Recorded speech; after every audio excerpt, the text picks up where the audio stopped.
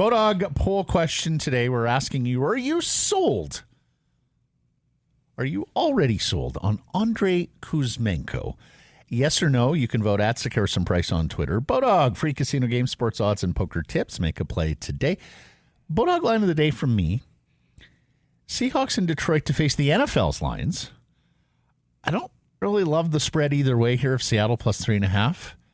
I do think we're looking at a lower scoring game, so I'm going to go under the total of 48 points on your Bodog line of the day. Hey, grade 7, I have been in canoes. That is huge.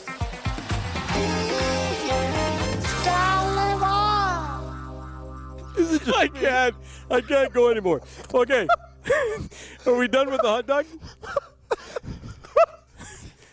Here he is, one half of the team, Donnie and Dolly, weekdays on Czech Television, 10 a.m. to noon, although not today. We appreciate you, Rick Dhaliwal, Canucks Insider, carving out some time for us today, even though you don't have a show. Thanks, buddy. Anytime, pal, for you two guys, anytime. Lots of topics to get to. First of all, what's the story, Rachel Doerrie? Yeah, it's first of all, let me say this. It's a sensitive, difficult story to cover. And I heard the rumor about Rachel on Tuesday. I did get it confirmed Wednesday morning that, she was no longer with the Vancouver Canucks. So I did get that on Wednesday morning, but I elected not to report it. My source told me she was going through a tough time. She's only 25 years old, and public firings are hard to deal with. I had one. You guys, we had one when 1040 went down. Mentally, they're very tough. 98% of society doesn't get their firings blasted over radio, TV, and Twitter. So sometimes you have to have compassion in our industry. And I know we get ripped a lot, and, we're easy targets for people to rip. But it's always not about getting the story first. I have a pretty good idea what happened, but I'm going to keep that to myself. I don't get the sense it was it wasn't anything sinister or juicy or gossip like so many people are already predicting. Just a decision by a hockey club, and I'm going to leave it at that. And I certainly wish her the best in her future, but very, very sensitive and difficult story to cover this week for sure. Certainly odd timing, too, just days after Bruce Boudreau mentioned her positively and publicly. Mm-hmm. And also it comes also in line with the story of Aquilini. So a lot of people are connecting those two dots that there might have been some outrage over the Aquilini story. Did that have anything to do with it? No, absolutely. 100% unequivocally. It had nothing to do with Francesco Aquilini. And you nailed it, Blake. 1 week. It was last Monday that this story came out that she was going to be a part of the coaching staff and helping Crawford with the video. So 1 week you're going on the bench and the coach is quoting you in a story, and a week later you're not there. It's but I have zero intel that tells me this had anything. Well, here's another one for you, Blake. Do you see anyone else quitting because of what? I don't see anyone else quitting because of, the owner story. I do agree with you. The timing of this is very, but these things, they happen. And I just, and it's why, people, I've got 100, DMs this week. Why aren't you talking about it? It's a sensitive, difficult, it's a young person. And, this isn't Travis Green or Jim Benning being fired, who are high profile positions, millionaires, or getting actually millions of dollars.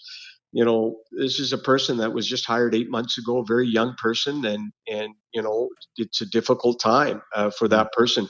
So it's a very difficult. She just moved here a few weeks ago. I mean, it took all those months, right? Yeah. Because when she was hired, I guess it was. Anyways, awfully strange, particularly as you say, just days after Bruce Boudreau was singing her praises up in Whistler as she was helping out at training camp. Speaking of Bruce, he seemed rather terse, rather curt yesterday in the post game. What's up there? Do you know? That's 2 games at home. where the opposition lineup was very beatable, and they came out and, they didn't win either game. And if you listen to him in the post game, a lot of stuff that he wasn't happy with last year is creeping up again. I mean, I know it's early. You play a complete game, 3 periods, not 2. Play good in all 3 zones. Got to get better in our own end. Well, when you're saying you got to get better in your own end, well, the president and the new GM weren't happy with, coming out of your own end last year. And so I think he wants to see improvement in his own end. I don't think he was happy with it, but I don't think it was that for 2 periods they really played well. I got to tell you guys something about like the power play. I mean, the Kuzmenko was obviously really good. 5-on-5, he's not happy with the production in the first 2 games, but this Kuzmenko, 2 goals, 1 assist. Here's what I like about Kuzmenko last night, guys. He didn't go crazy after the goals. He recognized it's only preseason. I like that. I like the way he bangs a stick for the puck. Always wants the puck. He's always craving. He's always moving around in the offensive zone. Rarely stands still. Canucks power play was 9th last year, guys. I talked to a pro scout last night. He says this power play can be top 5. They're going to punish teams who go to the box all night. I found one story interesting this week out at practice at UBC. All the media was tweeting about the Sedin twins out on the power play. Well, it's not the Canucks power play, folks, that needs help. It's their penalty kill, which was 30th last year, right? If they can get 2 extra former teammates that were great penalty killers to come to practice to help the PK, which was 30th, I think their power play is going to be fascinating this year to watch. And it's all led by that wonderful talent, Quinn Hughes, who is just such a pleasure to watch. Look at the first pass on the Kuzmenko goal. We have never had in the history of this city a guy that could quarterback a power play like Quinn Hughes. I just enjoy it. It's a pleasure to watch. If that was a regular season game, we were saying earlier, probably be pretty steamed about it. The highlight part of the game last night was pretty good. Like the offensive part, but just the sum total, and considering the opposition, because that wasn't even really the Seattle Kraken. That was the B team for Seattle Kraken even. And my goodness, the fact that you can't get a win again, it's only preseason, so there's no need to stand on a soapbox about it. But I can understand why, if you're the coach, when you put out close to your starting lineup, why you'd be pissed off about it. Yeah. But in the regular season, when they do play bad, they're going to have one of the best goaltenders in the National Hockey League, franchise goaltender that's going to back them up and save their ass many times like he did last year. How many times were they outshot 49-21, and they either got a point or something out of it because of this wonderful goaltender who was not playing? They had a very young goaltender, Seelovs, in the 3rd period, and also in overtime as well. So that's I love Pettersson, 9 shot attempts, dangling. Shane Wright still looking for his jock. Love the line. You know what? Blake, you asked last week if Pettersson can get $10 million on his next contract. Well, first of all, he's got to get out of the 60-point range. You're not giving anyone remotely close to $10 million if your career high is 68 points. He's got to get over 80, 85, 90. Let's be honest. Yep. But if he's healthy, and all indications, he had a great summer. 9 shot attempts last night, dangling. Loved him with Kuzmenko, Carlson. And you just think that if Pettersson can get out of the 60 range and into the 70, 80, 90 range, how much better that is going to be for the Vancouver Canucks. But 10 million is far away. Blake, you can't give 10 million on just to a guy that's career total 68. But if he's healthy this year, guys, I mean, he should be in the 90 range. Looked like he was having fun too. Mikheyev and Besser, the injured wingers, he got more there. Yeah, so obviously yesterday, a lot about Mikheyev. I talked to someone close to the Mikheyev camp. He had 2 opinions on his knee in the last week, guys. They thought there might be a micro tear. There wasn't one. I was told from day one it's not serious, and still been told he feels fine. He is close to skating today, tomorrow, or Sunday or Monday, whatever. He's going to hit the ice. They are hoping, and he's feeling fine. I was told again this morning. They need this guy. And I talked to you about the 30th ranked PK in the NHL. This guy's going to help that PK. He's going to help with the pace of this team and the speed of this team and the work ethic. And guys like that make everyone else better in practice too. and him in practice with that speed, he's going to keep everyone honest. This is a very important signing and a very important guy for a lot of reasons. So, again, nobody thinks it's serious. They're hoping he comes back soon, start skating soon, and get that going. Brock Besser, 3 to 4 weeks is accurate. I was told this morning he's doing good. Could even push that, and come back earlier. He's working really hard. Broken hand surgery. Someone told me a few days ago it might be a little bit longer for Brock, but that was shot down this morning. 3 to 4 weeks, it still looks like to me for Brock is in the wheelhouse when he should be back, and he shouldn't miss more. What do we think in 5 to 7 games of the regular season? Yep. Yeah, and a lot of those games are on the road, guys. So you need guys like Brock Besser, and hopefully he comes back. But the only, like I asked, is this going to affect? He's a sniper, and you need your hands 100% to snipe. And I was told that he should come back feeling. But and then you look at Pettersson last year, right? And how slowly he recovered from the wrist, right? And how long it took him. When Travis Green looks at last year's start, I'm going to guess that Travis Green was hoping and praying for an Elias Pettersson that played at the end of the season the way he did. If he could have played like that at the beginning of the season, maybe they don't get fired. Who knows? But Pettersson it took a long time. But you hope Brock comes back quick and he starts sniping, because boy, did he look and sound refreshed and good and said all the right things in the media. And the poor guy, just bad luck, and just a weird play in Whistler at camp, and unfortunately that happened. Yeah, I forgot to ask about Dermott as well. Do you know anything further there on Dermott? Dermott, I'd been busy this morning. I didn't get the update on Dermott, although Boudreau said he was feeling better yesterday after practice. Right. So, yeah.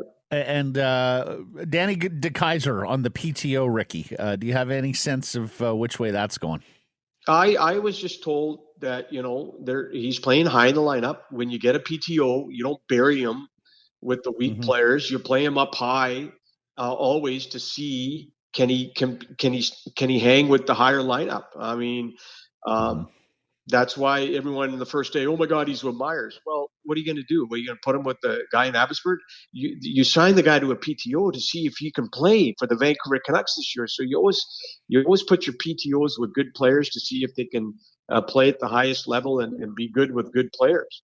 There is no time frame on the decision on DeKeyser. If it takes 1 or 2 more weeks to decide and figure it out, they will do that. But it's up to him.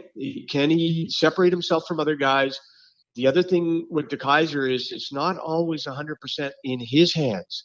It's going to be how other defensemen play that are going to factor into DeKeyser's decision as well. I mean, he's not. Yeah, good point. Yeah, he's not a wow guy. He's not Quinn Hughes. He's not going to stick handle through 5 guys. He's not going to go up the ice. He is what he is. He's not a great point defenseman, but he's got size. I mean, when you did pair him up with Myers, you saw an incredible pairing size-wise.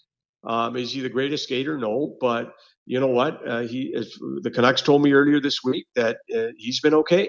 So they'll continue to monitor and they'll continue to keep an eye on him, and they got to make a decision: do we keep him or not? Yeah. Brilliant, Ricky. Thank you for this. Have yourself a good weekend. We'll look for you and Don. I just want to. I want to get this in because it's a good BC kid. Let me go quick here. When you guys were golfing in Penticton, I don't wonder if you guys. Okay. I don't know if you guys noticed Tristen Nielsen, but 24 teams noticed him in Penticton. Many were impressed with Nielsen, and the Canucks know that. Won't be surprised if the Canucks try and sign him to an entry-level deal. Now, just let me finish. Nielsen's on an American Hockey League deal. That means that an NHL team can sign him anytime during the season. The kid's been great so far, former Vancouver Giant. Needs to play in the top 9 for success. Last year, 4th line, healthy scratch in Abbotsford. If you put him in, like they put him in a great position to succeed in Penticton, I'm just telling you that a lot of teams noticed Nielsen in Penticton. My gut feeling is I wonder if the Canucks, get together and try and sign this guy to an entry-level deal.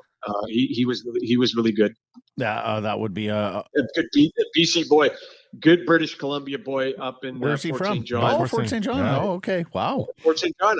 I know his dad. I know his dad. I used to drink pops with his dad Friday nights, and I know the dad. I know the family. He's a good kid. I remember, when the Vancouver Giants traded for him, he was a first-round pick for the Calgary Hitmen. The Giants traded my good friend James Malm to Calgary, and they got him, and he just improved. He just improved. His skating's always been good, but he took his skating up. And, it's just with these young kids, one good summer, and it's how much you want to improve. You got to keep – the biggest part is not getting to the NHL. The biggest part is staying at the NHL. And to do that, you have to – improve every single year because there's always somebody behind you ready to pass you. 30 goals for the Giants in 2019-2020. It was 11 points, 41 games for the Abbotsford Canucks, and Ricky drank pops with his dad before he graduated to Crown Royal, right? That was in your beer drinking years before you Rick, moved on. did you work small market? I'd never heard the story. Stop. Did you Just stop. Listen, his dad, mom were in Penticton. Talking to Tristen's agent, and they told the agent, tell Dhaliwal, we knew him when his name was Rick Andrews. So the agent texts me from Penticton. He says, hey, was your name Rick Andrews? I go, yeah, who the hell's telling you? He said, Nielsen's parents. So I knew the dad. And by the way, Tristen's uncle was one of the best junior hockey players back in the 90s, Chad. With the Fort St. John Golden Hawks, I think they were. It runs in the family. It's a good hockey family. I know the dad. We used to have some pops on Friday nights and Saturdays, and sometimes Thursdays. You're a beauty. Have yourself a good weekend, Rick. We'll catch up next Friday. See you, Mr. Andrews. Yeah. Adios. Bye, Andrews. Adios, guys.